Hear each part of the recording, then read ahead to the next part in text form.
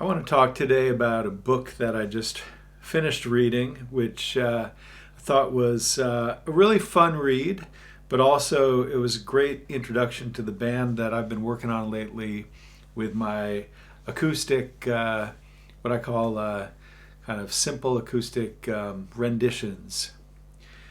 And that's the Rolling Stones. So I've been playing a lot of Rolling Stones songs on acoustic guitar. I'm up to over 50 that I've posted on YouTube.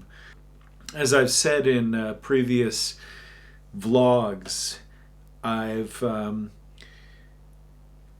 I've always, I, I guess you couldn't say that I've been a deep fan of the Rolling Stones the way that I've been of the Beatles. The Beatles were always my band, and I guess always will be. Um, I don't want to go deep into comparing the Beatles and the Rolling Stones in this video, although I will make some comparison and discuss something about their relationship. But mainly, this vlog is about the Rolling Stones. It's based on a book that I just finished reading called The Sun and the Moon and the Rolling Stones by Rich Cohen. And what I liked about this book, I had never read a full biography of the Rolling Stones before. My knowledge of the band was patchy at best, right? I think like a lot of people, I heard a lot of the Rolling Stones growing up. I grew up in the 70s and 80s, was a teenager in the 80s. So when they were kind of having a bit of a revival, they were on the radar screen, but I never collected their albums. My parents had a couple of their albums, which I listened to occasionally maybe. But they didn't really appeal to me until I think I was in my 20s and living in New York City. And actually, it was a friend of mine who introduced me, kind of reintroduced me to the band. And I think he introduced me to the album Beggar's Banquet. And that album just, even though it's got a bit of a country twang to it, it just kind of fit with the zeitgeist of New York City and being a young man in New York City. And I used to listen to it on my Walkman, right? Back when we had Walkmans and headphones, rollerblading around Central Park. Yeah, those were the days back in the 1990s. And yeah, I just have some fond memories of rollerblading through Riverside Park or Central Park with Beggar's Banquet on my headphones, and it just kind of fit the mood of the city, a bit of the darkness. 1990s New York was not quite 1970s New York when the Stones were writing and living in New York from time to time and working on some of the songs that kind of connect them to the New York scene. But it's still a bit of a gritty city back in the 90s, New York City. Wasn't quite gentrified in the way that it became over the next 10 or 20 years. So it just kind of fit the mood of New York. And I have a lot of fond memories of listening to that album and really digging the different aspects of that album. And then I kind of,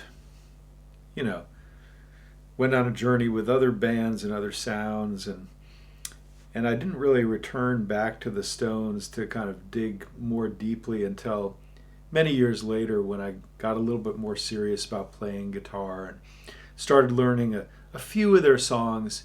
One of them that I worked on a couple years ago was Wild Horses, which still remains one of my favorite Rolling Stones songs. And it's a great song to play on acoustic guitar.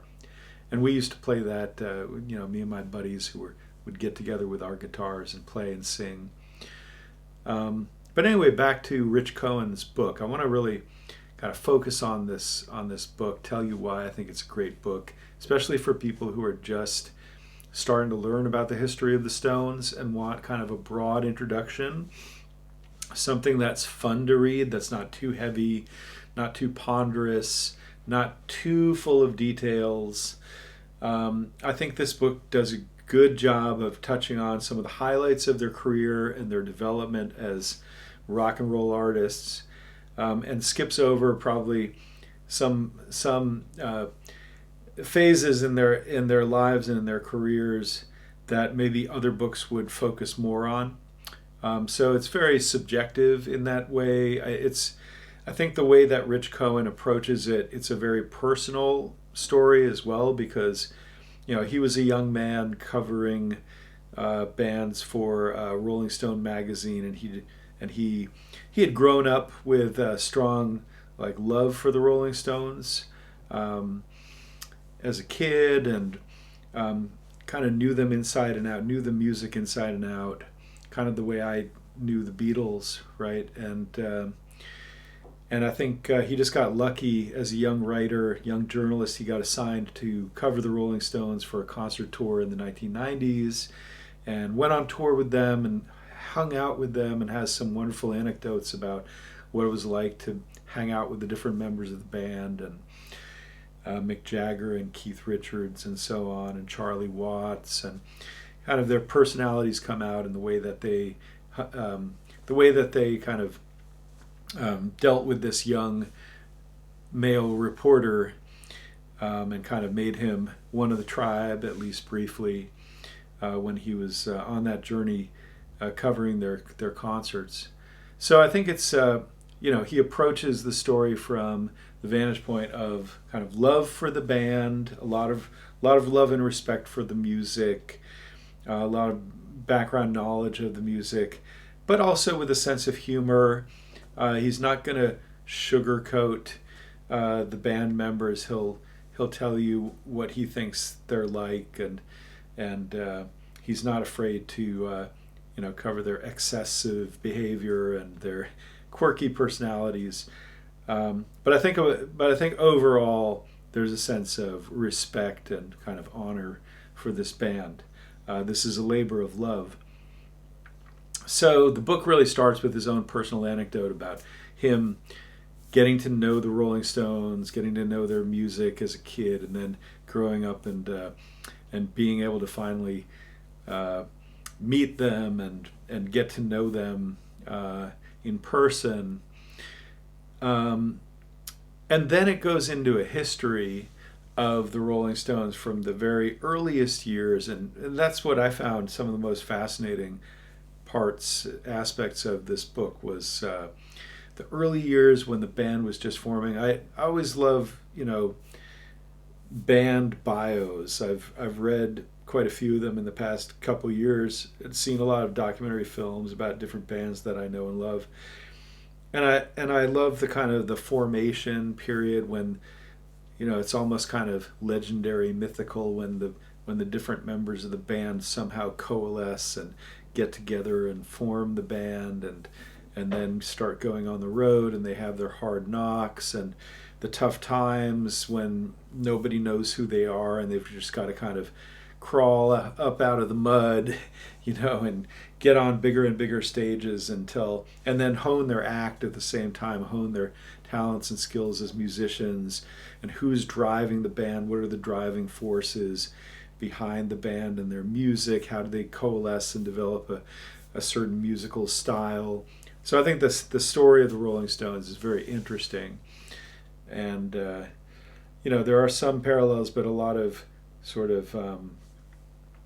key differences to, say, the Beatles story, which was so much driven by John Lennon and then Paul McCartney kind of forming a team with Lennon, and then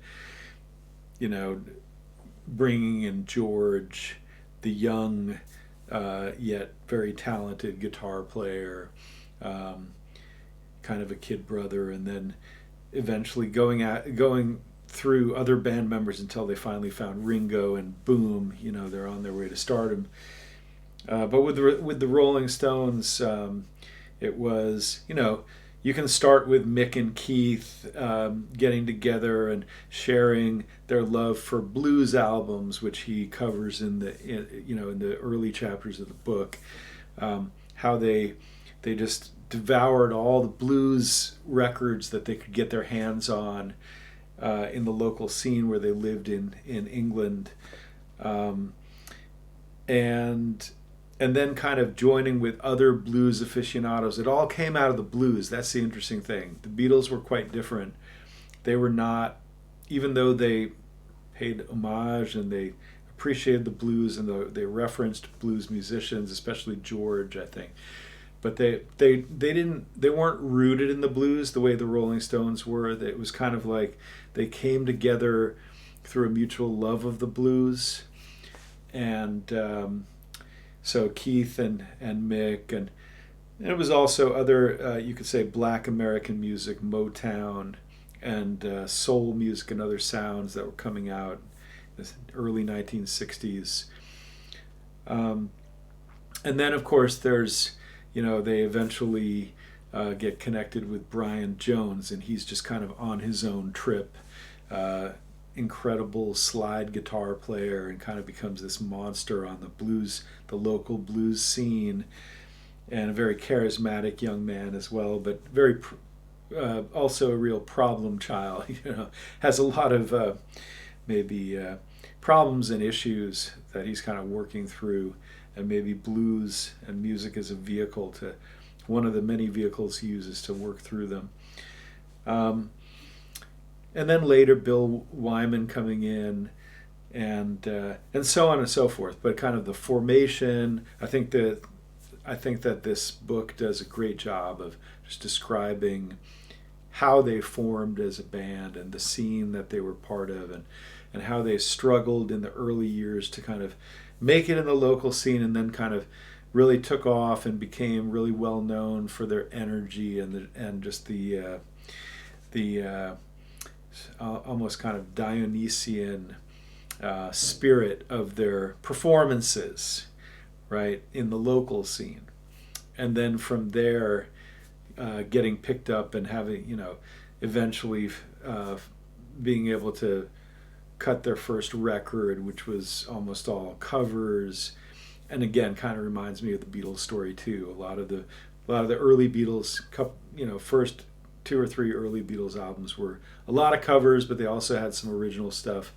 I think the Beatles, I'm going to keep making some parallels with the Beatles. I think they, John and Paul, kind of very early on just dug into the songwriting and really made that their thing, and very quickly just started to write gorgeous songs and make those kind of the dominant sound, and eventually their albums were completely original songs. I think the Stones took a little bit longer to develop their songwriting, and it didn't quite happen as naturally with the Stones as it happened with the Beatles, as the way that Rich Cohen tells the story. Mick and Keith were kind of tapped. And there was this guy, Andrew Luke Oldham, who was a young cat on the scene and became their manager for a while. And there's the legendary story that he pushed them into a room and locked the door and said, "You're not coming out until you write some songs for your next album." So whether or not that's true, it seems like Keith and Mick were kind of tapped by their managers, by their, the people who were helping them form their sound, and they were kind of tapped to be the key songwriters. And as I've said before, they seem to have a really good balance of talents and skills. Keith with the guitar riffs and the coming up with the structures of the songs, the musical structures of the songs, and Mick coming up with the rowdy, naughty, cynical lyrics that he wrote. And I suppose, and again, this is something that I'm still learning, that maybe the book doesn't go into great detail about. It would be nice to know more, and I hope to read more, is who was responsible for what parts of which song and coming up with which lyrics and what were the stories behind them. There's some of that in this book, but probably not enough to please like an ardent fan of the Stones. So it's more about the stories. He tells, wonderful, compelling stories about the band in its various stages and phases. And he does so with always a touch of humor and grace and obvious love again for the band, but kind of a sense of humor about the different directions they were going in and the problems that they were facing and everything. So the band forms and storms and norms and performs, as they say, and starts cutting records, and eventually it's more and more original songs, more and more original sounds, more and more signature sounds that we now, are kind of indelibly etched into our brains from childhood if we listen to the Rolling Stones, the riffs, the style of the music rooted in blues and Motown, but having its own particular unique flavor to it. All that comes out in the stories that the book tells. And it just keeps going through the different phases, but the main focus, I'd say the most intensive focus, is in the 1960s. So if you want to learn about the Stones in the 60s, this is a great book. If you want to learn about the Stones in the 1970s, not so much. You're not going to find a lot in this book. 80s and beyond, hardly any, very little. Just references and mentions to a little bit of their later work. I think generally an acknowledgement that their best work was done between the late 60s and early 70s, and that after that, I'll quote from some of the book to give you a sense, but maybe after the early to mid 70s, they just kind of lost their mojo in a way. They just stopped producing the incredible albums that they had just one after another been making for years. And there are a lot of reasons for that he goes into. Obviously, some of them were personality related, some of them were drug related, some of them were, relationship related. There were different women coming in and out of their lives. So there were a lot of factors. The interesting thing is that, I guess they spend a lot of time apart. And again, he's a little cagey about this, how and why Keith and Mick kind of split off for a while. They spent a lot of time apart and then got back together much later in life because they realized they needed each other, and there was still, music to be made and money to be made and a career to be had. And they couldn't really do it without each other. He does mention towards the end of the book that both Mick and Keith, sort of tried to establish solo careers and made solo albums, and Mick's was just a flop. Mick's solo effort was kind of a flop, but Keith's album was kind of more like a Rolling Stones album.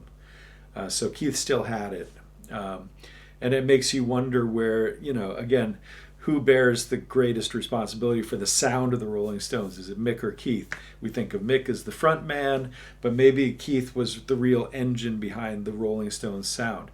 And of course, again, there's Bill Wyman in the back playing bass, and there's Charlie on drums, who everybody acknowledges, and the book makes very clear was the most gentlemanly, most kind of debonair, and most and really balanced out the band. So I don't think that the band could exist without Charlie, Bill, obviously in the early years Brian Jones, but Brian left the stage in 1968, and others kind of replaced him. Mick Taylor, later Ron Wood. But I think it also, it also makes clear, the book makes clear, that Brian Jones was a signature part of the early sound of the Rolling Stones, but he was kind of shunted aside by Mick and Keith. And whether and to what degree that led to his suicide is an open question. Whether it was a suicide, according to the book, is still kind of a mystery. He was found in his pool, drowned, after ingesting a lot of narcotics and alcohol. So it was a sad. I think he was 27. The magic age for all these young, hot musicians from the 1960s to exit the stage. So after Brian's departure, interestingly, it seems like the Stones got a second wind and then went on to make their finest albums. I think what everybody agrees are their finest albums from the late 1960s to the early 1970s. So in a way, Brian was the one who kind of pushed them onto the stage, got them, gave them the energy and the momentum to start up and continued to feed the flames. But he just became more and more of a liability and less of an asset to the band over the years because of his drug problems and relationship problems and just general kind of mental health issues. So that's a sad story that really comes through in the book as well. Obviously, a lot of hard partying, a lot of hard, heavy drug use are covered in this book in some detail. They're often complicated, tangled relationships with women like Anita Pallenberg, like Marianne Faithfull. Their impact on these women and their lives. It's all in the book. So again, it's a great kind of introductory primer to the Rolling Stones. I don't think it's not a comprehensive biography of them by any stretch, and I don't think Rich Cohen meant it to be.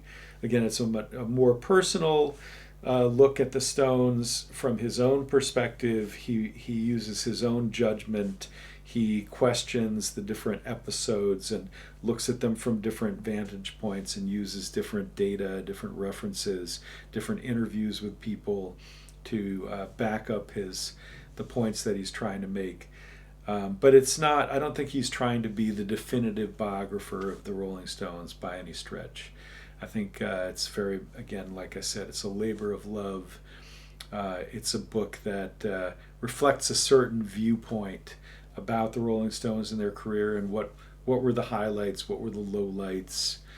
I think the kind of the climax of the book happens with Altamont, the race course speedway in San Francisco, where they had their fateful concert at the end of 1969. I think it was December 6, 1969, which is oddly enough only like 12 days before I was born. So thankfully my parents decided not to go to that concert.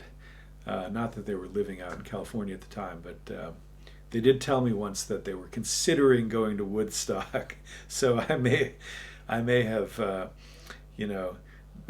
attended Woodstock as a fetus, but they decided not to go, and that's probably a good thing. And it's definitely a good thing they didn't go to Altamont, because that was such a tragic event.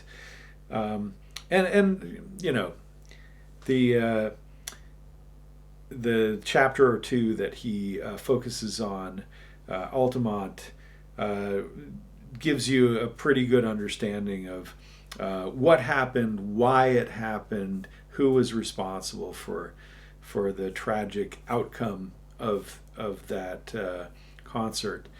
Obviously, the fact that they decided to hold a free concert, 300,000 people ended up coming. It was not a very ideal location. There was only one road kind of leading up the hill to the speedway, so limited access. It was windy. It was, just a lot of issues with the venue. But I think the worst mistake was when they decided not to have a police presence, but to kind of give the Hell's Angels an incentive to come and attend the concert and sort of keep people away from the stage, so kind of be the bodyguards for the stage, which was not a good, in hindsight, obviously that was not a good choice. It put the Hells Angels in a terrible position, doing a job that they, I don't think, ever, really had taken on as some sort of agreement. I think they thought they were there to have fun, like everybody else, drink some beer. So it was I think it's kind of easy to point the finger at the Hells Angels, and that was a rough organization for sure.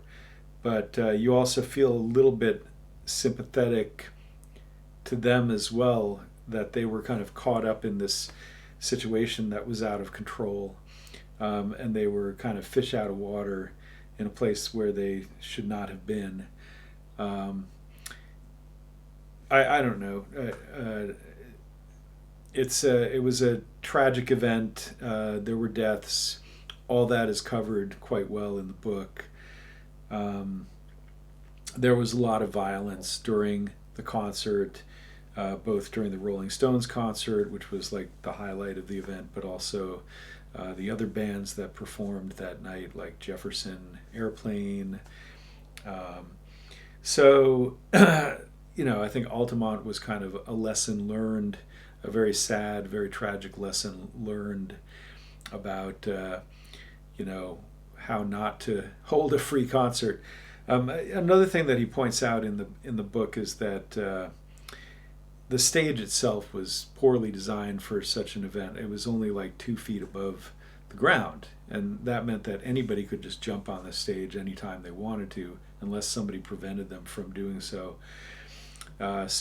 Which is why, in these kind of stadium concerts or outdoor concerts, the stage is usually like 10 feet high, and there's an access that's guarded from the back. You can, there's somebody preventing people from going up the stairs in the back, and that makes a lot of sense. And all the open outdoor concerts that I've seen are somewhat like that. So this was just a kind of set of compounded problems that just burst into unnecessary violence, and it was kind of, people say that Altamont kind of reflected or maybe symbolized the end of the 1960s. It was like, hey, it's time to wake up. The 60s are over, and I think there's something to that. So that's a big event. I would say that's kind of the climactic moment of the whole story. There are some other high points or low points in the story. The death of Brian Jones obviously is covered in some detail with a lot of angles and perspectives to look at that event. Kind of reminds me in a way of in the Beatles story, the death of the other Brian Epstein. Some parallels there, overdosing on drugs, deep dissatisfaction with his life, with his maybe sexuality, or relationships, maybe is the better way to put it. Maybe a lot of difficult, tangled feelings towards the other members of the band. That was certainly true of Brian Jones. And I think Brian Epstein had a complex relationship with the Beatles as well, and kind of felt that they were slipping out of his grasp as they became more and more famous. So the Bryans, I mean, there's a real kind of parallel there. I had never thought of that until now, but now it kind of seems obvious to me that those were kind of, in a way, sort of similar moments that both had huge impacts on the band and its direction, on each band and its direction. curious to think to know what you think about that. Those of you who might have a more developed perspective on these issues than I do. I'm definitely still learning about the Stones story. I know a lot more about the Beatles story. So that was a big event. There's the the exile.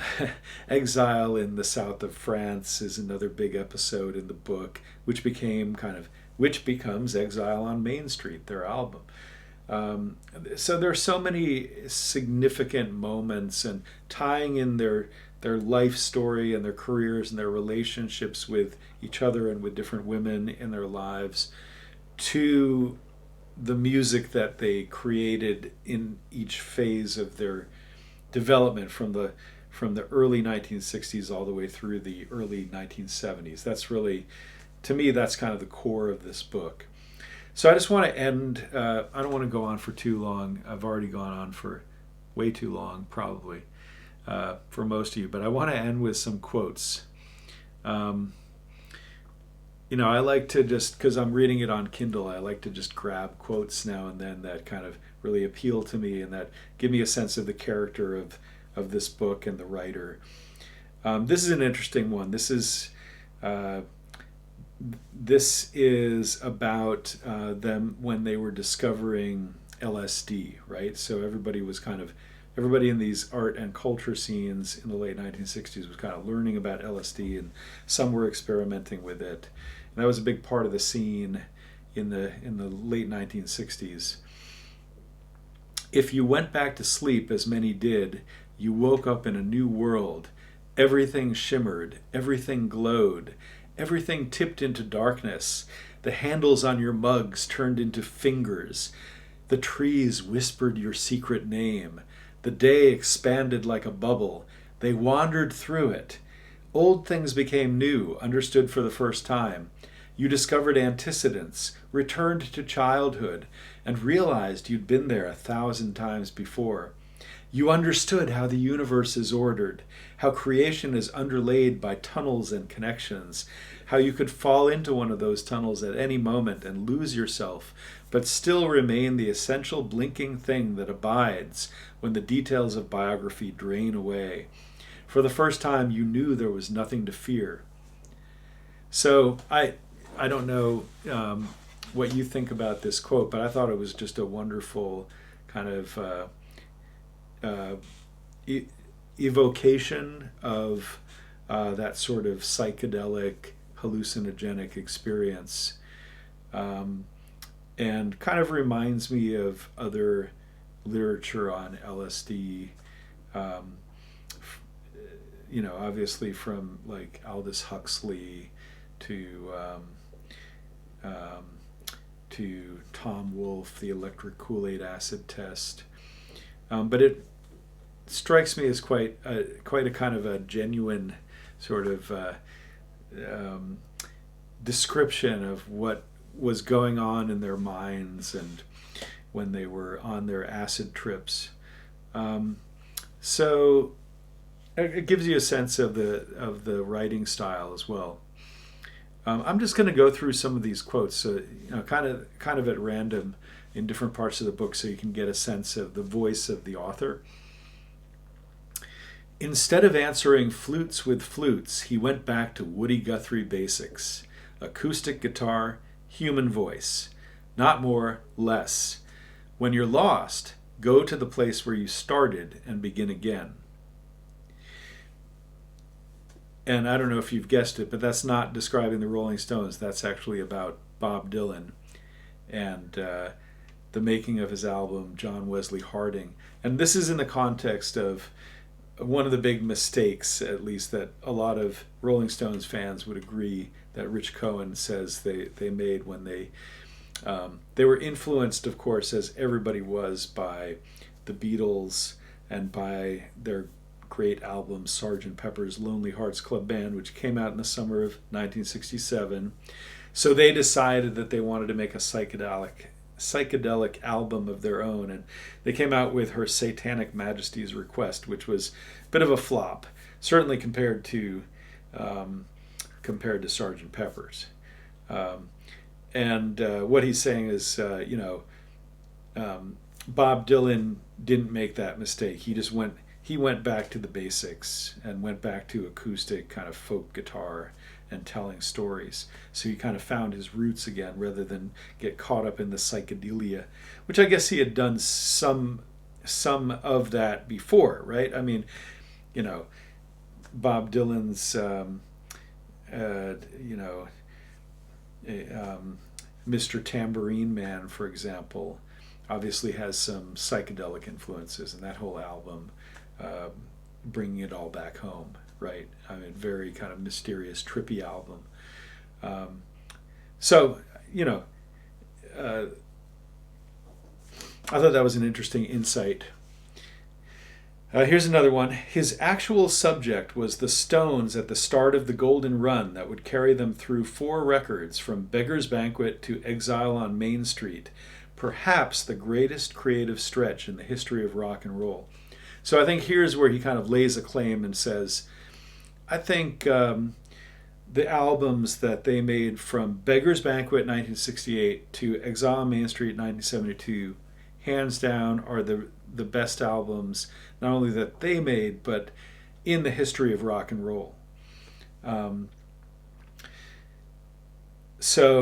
maybe you could say vying with the Beatles, from Rubber Soul to Abbey Road. Although he doesn't make that comparison. He doesn't seem to be a real Beatles fan, to be honest, from this book. There aren't a lot of references to the Beatles except early on when they interacted with the Beatles. But but I think it kind of gives you his point of view that here are the albums to look at, 1968 to 1972. If you want to really dig into the Stones, those are the albums, those are the years to concentrate on. I think he makes kind of a decisive statement there. Here's another one. And this is kind of going back earlier to their formation, or looking at their career throughout the 1960s. The Stones had always been defined in opposition to the Beatles. They were the alternative, the opposite, the anti. Their fame grew in a negative space created by the Beatles. The Stones' first big hit was written by Lennon McCartney. That was I Want to Be Your Man. And many of those that followed were seen as responses to or copies of the Fab Four. As Tears Go By was said to be a response to Yesterday. Satanic Majesties was said to be a copy of Sgt. Pepper. But after the Beatles broke up, there was no longer a model. The Stones were alone on top and finally free to find their own path. What resulted was a new sound that would make them, in my opinion, even greater than the Beatles. So that's a great quote. Obviously, I don't agree with what he's saying there. I don't think that the Stones were ever greater than the Beatles, but I think, as I said earlier, if there's any band that can be compared to the Beatles in terms of their overall legacy, I think it would have to be the Rolling Stones. But it's interesting, that's a good insight, though, that after the Beatles broke up in 1969, the Stones were kind of free to really set their own agenda and not kind of constantly be in the, I don't want to say shadow, trailing in the wake. I mean, all these metaphors about kind of being behind, sort of riding the windstream of the Beatles. I think there's some truth to that, but obviously this is this author's own point of view. But I thought that was an interesting comparison there. Here's one more. When you talk about the brain of the Stones, you're talking about Mick, who's always operated with a cruel edge that bleeds into the music. You see it in the remorseless way the Stones have continued decade after decade after decade. Everyone I asked to explain this longevity gave the same answer: Mick Jagger, his will, determination, and intelligence. So I think that kind of sums up in a nutshell who the driving force of the Rolling Stones ultimately was and how they were able to last as long as they did. Whether you agree with that or not, I don't know, but that seems to me to be a pretty good analysis or summary of the career of the Rolling Stones. When introducing the band, Sam Cutler spoke the phrase that became a trademark. It was a spur-of-the-moment thing, he told me. When I got to the mic, it just came out. The greatest rock and roll band in the world. Mick took me aside after the show. He said, "Hey man, that's too much. Don't do that again." But here's the thing. I was being sarcastic. I'd heard the Stones in rehearsal earlier, and they were atrocious. I mean, terrible. So when it came time to bring them out, I did it with a roll of the eyes. The greatest rock and roll band in the world. So I thought that was a really humorous anecdote about Sam Cutler, who was kind of their promoter for a while. And yeah, there are just so many fun quotations from this book that kind of bring out the sense of humor of the author and of the people that he interviewed, and kind of the funny side of the band and their story. But here's an interesting one. There is something sacred about Brian's death. Brian Jones, of course. It stands for so many others. Brian was the first dead rock star of that era, the charter member of the 27 Club. Brian Jones, Jimi Hendrix, Janis Joplin, Jim Morrison, Kurt Cobain, they all died at 27. Why? What does it all mean? You can get lost in the Kabbalah of it. Kabbalah? The witchcraft of numbers, but it feels like logic. So that's kind of, tying into this kind of mysterious question of 27. What is it? Why did all these people die at 27? Why was that sort of the magic number at which they expired? And I don't know if there's any definitive answer to that, whether it's coincidence or just has to do with the arc of, their addictions or whatever it is that killed them. So, this one is about Altamont. But I don't think that the Angels were the major mistake. I think they were just the most obvious mistake. I think the major mistakes were taking what was essentially a party and turning it into an ego game and star trip. An ego trip of look how many of us there are, and a star trip of the Rolling Stones, who are on a star trip and who qualify in my book as snobs. I think they have an exaggerated view of their own importance. I think they're on a grotesque ego trip. And it was none other than David Crosby of Crosby, Stills and Nash who said that about the Rolling Stones. So that's an interesting quote, especially considering that David Crosby was kind of had a reputation of being kind of an egomaniac himself. So it's interesting that he's pointing the finger at the Rolling Stones there.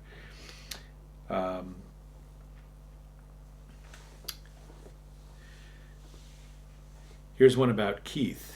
To make music with the depth of the masters, Keith had to experience what they experienced, had to touch the seafloor where the pearl is buried in the muck.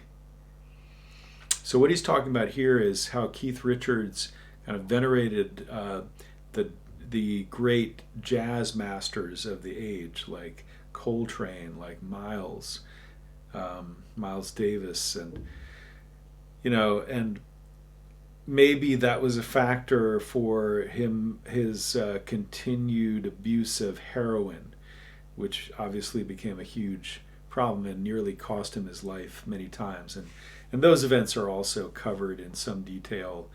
There are a lot of scenes of Keith vomiting and other people cleaning up his mess. So, you kind of...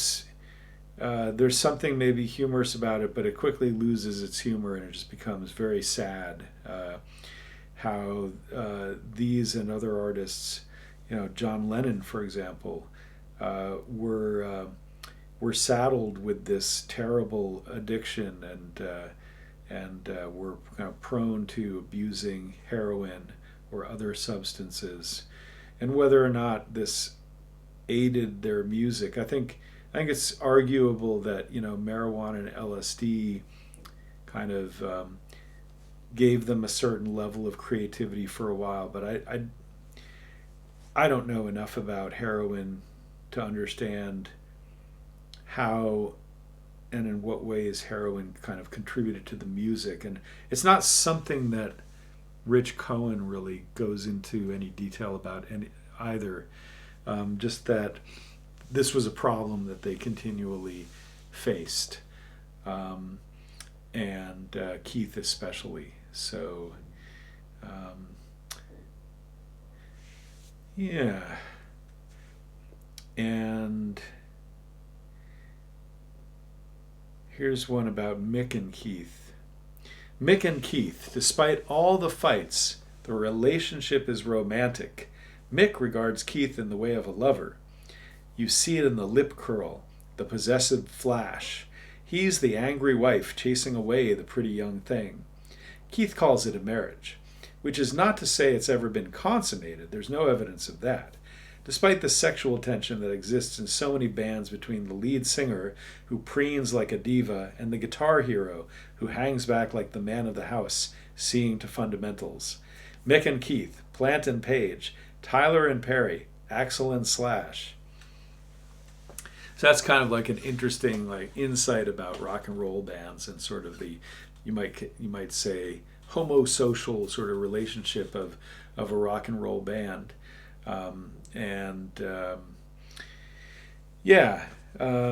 Obviously that's, again, the writer's opinion.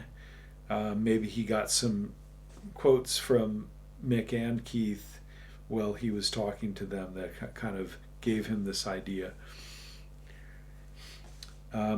Here's another one about Keith. I mean, clearly, Rich Cohen, and he says it himself at some point in the book, he says, yeah, I'm kind of in love with Keith. Everybody says I'm in love with Keith, and mea culpa. So obviously I think Keith was the player that he was the fondest of in the band. Even sober, he looks drunk. If you are a Keith Richards fan, every day is a good day, because you're continually surprised to discover that he's still alive. I think that's kind of a running joke about Keith Richards. Like, there's all these memes on the internet and social media about Keith Richards, here's so-and-so when he was young, when he was a high school, young kid or young boy. Oh, here's Keith when he was a young boy, and it's like Keith in his 70s. So there's this kind of, I think everybody kind of has this running joke about Keith and his age and how he just keeps going on, even though he and certainly he defied death on many occasions, as is described in detail in the story of this book. So it is a miracle that he stayed alive all those years and that he's still rocking today, and God bless him.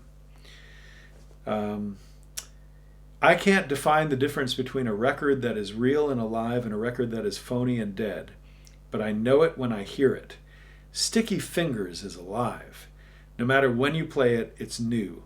Steel Wheels was old even when it was new. It's less an album than a product. At some point, the Stones went from writing new songs to writing cover versions of their own material. So I think this is crucial because it kind of gets to the point that he's making in this book, that their most interesting period by far musically in terms of their stories, etc., was 1960s to the early 1970s. And after that, it kind of gets repetitive. It's almost turns into a parody of itself. And that's why there's just not a lot of material on the band and its history beyond the early 1970s in this book. I think that just shows the author's own personal bias. And so that's it. That's my very long review and summary of this book.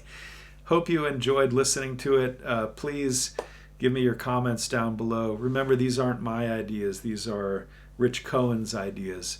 But I do think there's something to them. And, I've got my next reading on the shelf. I guess this is the classic biography of the Rolling Stones. The Rolling Stones, the classic biography by Christopher Sandford. And this is the updated 60 years of the Rolling Stones. So that I'm looking forward to reading this one next and filling in the blanks from Rich Cohen's book. Thank you.